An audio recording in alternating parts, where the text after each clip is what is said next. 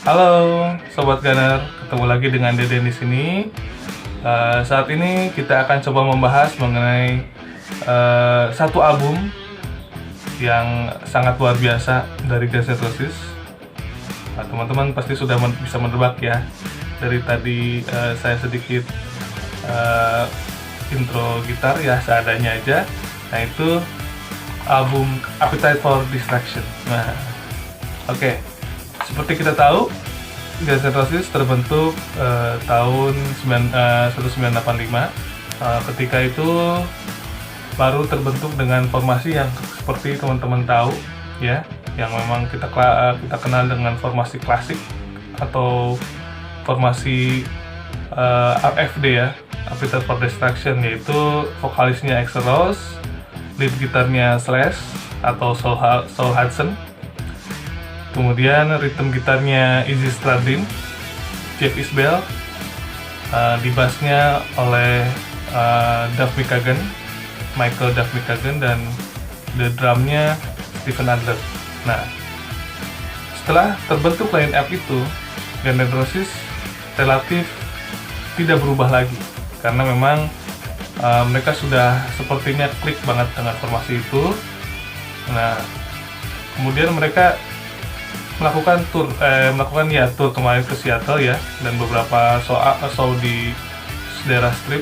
Mereka mulai mendapat nama walaupun masih berjuang saat itu ya.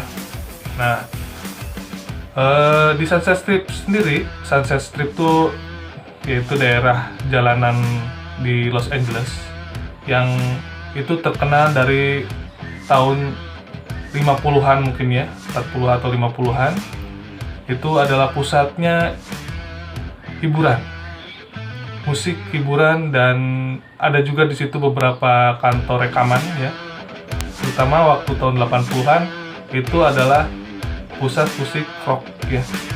Seperti kita tahu, awal-awal mungkin masih ramai dengan musik punk di sana, kemudian muncullah gerakan metal. 83 ke atas itu mulai diisi oleh glam ya, oleh glam rock ya, teman-teman sudah tahu.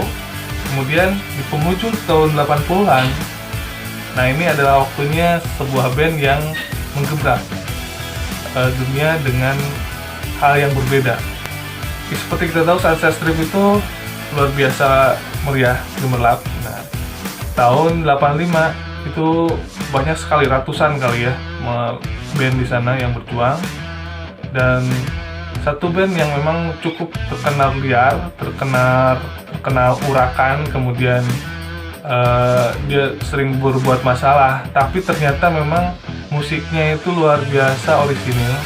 Kemudian mereka juga punya penggemar yang disebut hardcore sih ya, tidak banyak, tapi mereka sudah mulai bisa menggait berbagai fans gitu ya dari kalangan. Nah, tapi tidak banyak waktu itu.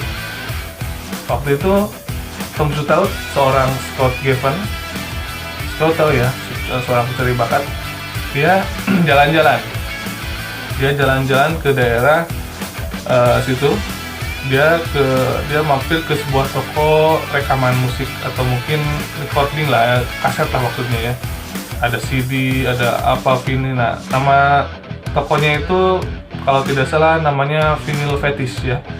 Nah itu dia di sana biasa beli, mungkin sebagai referensi musik aja dia beli di sana. Nah, seorang penjaga tokonya bicara ke dia, "Hey Tom, lu tahu nggak?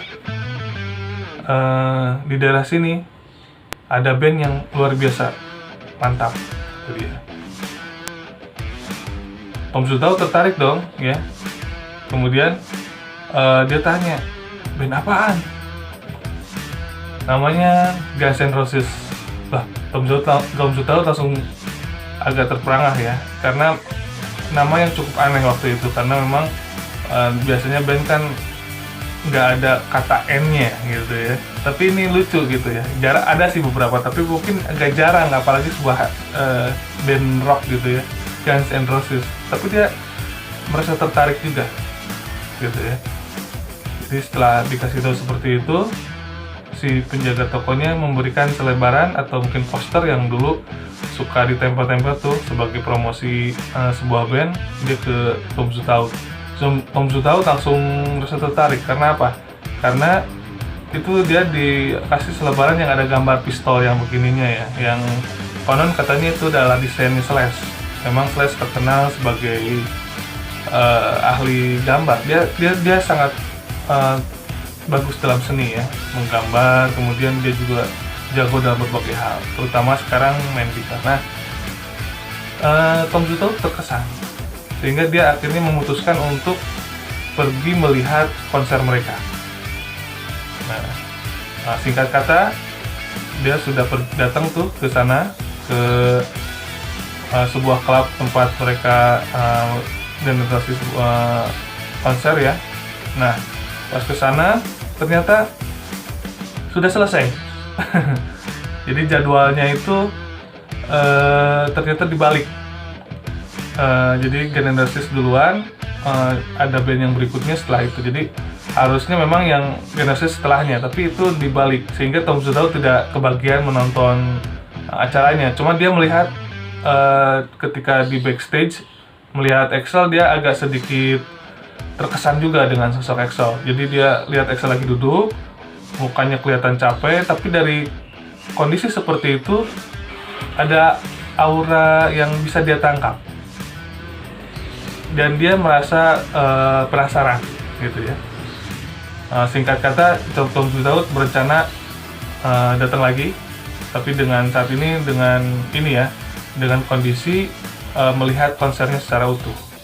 Nah, saat itu terus terang saat itu scout atau pencari bakat itu banyak. Jadi label rekaman itu berlomba-lomba untuk menggait artis baru. Nah, Tom Zutaut ini terkenal akan keberhasilannya untuk itu. Dia kan sudah beberapa kali mengorbitkan nama ya, band baru, termasuk yang terkenal waktu itu adalah Motley Crue itu ya. Nah, itu sehingga kalau Tom Zutaut datang ke suatu konser atau pertunjukan band, itu adalah indikasi bahwa dia tertarik dengan band itu. Kalau misalnya impresinya bagus ya, dalam arti dia datang kemudian dia lama atau bagaimana gitu. Nah, Tom Zutaut itu seperti itu, dia udah punya reputasi sehingga waktu itu dia selalu diikuti. Nah, Tom Zutaut juga menyadari itu. Jadi di sini ada persaingan antara label ya untuk mencari artis baru yang bisa diorbitkan yang jadi terkenal. Nah, tapi dia tetap datang ke konser tapi dengan strategi. Nah, pas mulai Guns N' Roses muncul dan konser ya, itu kan dari klubnya itu kedengeran dari luar tuh, karena musiknya keras banget. Jadi Guns N' Roses itu terkenal dengan sound yang sangat kencang ya, gitu waktu itu ya. Jadi sampai si yang lain tuh dua kadang ya. Nah, si Tom Zutaut masuk, yang lain juga ngeliatin, wah, Tom Zutaut masuk nih, oke, kita ikutin. Nah, gitu ya. Waktu itu kalau tidak salah Guns N' Roses sedang menyanyikan lagu salah satunya Night Train. Jadi Tom Zutaut ngeliatin, tapi tidak berapa lama dia di sana, tahu-tahu pergi. Jadi nggak sampai berapa menit lah gitu ya, mungkin ya sekitar berapa menit, 5 menit, berapa menit ya, dia nggak lama, dia pergi gitu ya. Nah, yang lainnya tuh yang kuntit di belakang tuh, wah, Tom Zutaut pergi nih, berarti dia tidak tertarik. Iya sih, kata mereka yang menguntit itu, karena ya para pencari bakat itu ada beberapa lah ya. Karena memang musik mereka Guns N' Roses itu agak sedikit berbeda dengan yang biasa, dengan yang lagi in saat itu. musiknya keras, terus penampilan mereka juga sangar ya. Guns N' Roses itu kalau tampil apalagi Excel itu tahu sendiri, dia total banget. Kemudian soundnya juga beda, begitu raw ya, raw itu dalam arti ya seadanya. Nah ya udah pergi juga, wah berarti nggak jadi nih kata si yang lainnya. Tapi Tom Zutautnya sendiri dia dalam hati merasa sangat terkesan, terkejut bahkan. Ini band luar biasa nih kata dia. Ini bisa menjadi fenomena baru. Dia melihat penampilannya Axl yang sangat luar biasa dan Slash terutama ya, berdua itu memang yang paling menonjol kalau secara penampilannya kita lihat. Kemudian yang lainnya juga sama, energinya sama, Steven Adler, Izzy Stradlin, David Kagan, mereka itu total. Dan ini adalah suatu bahan atau mungkin modal untuk bisa menjadi terkenal, gitu ya.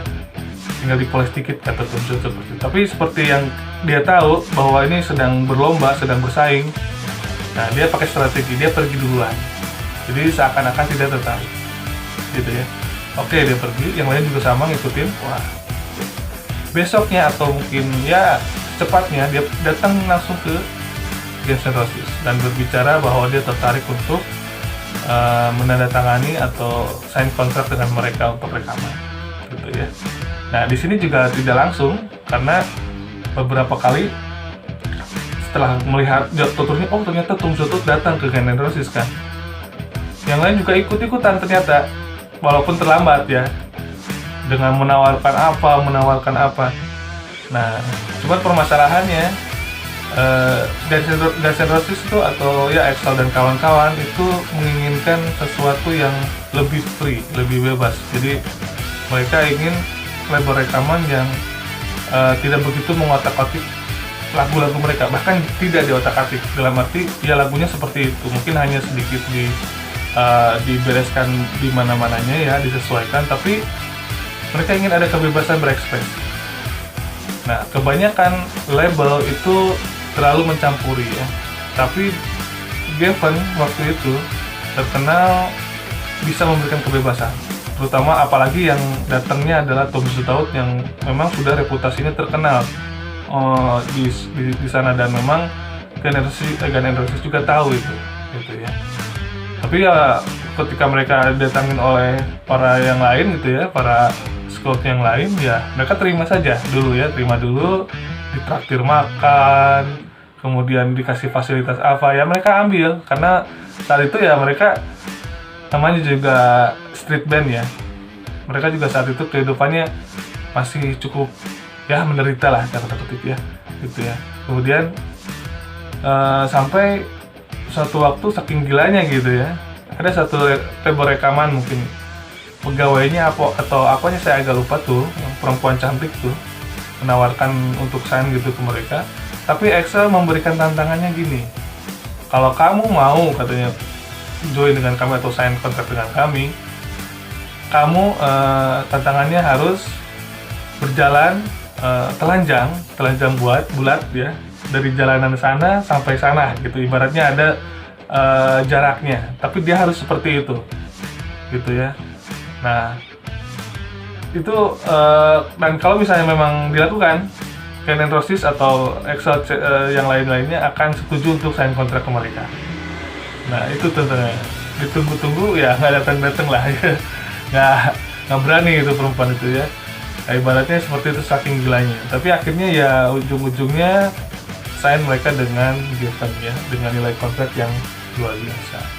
Oke, mungkin sampai situ dulu ceritanya dengan teman-teman. Kita akan lanjutkan lagi setelah sign kontrak dengan Gavin, apa yang terjadi, apa yang akan Guns N' Roses lakukan untuk sampai ke kaset ini yang memang ini sangat luar biasa. Ya, oke. Makasih teman-teman. Sampai ketemu lagi.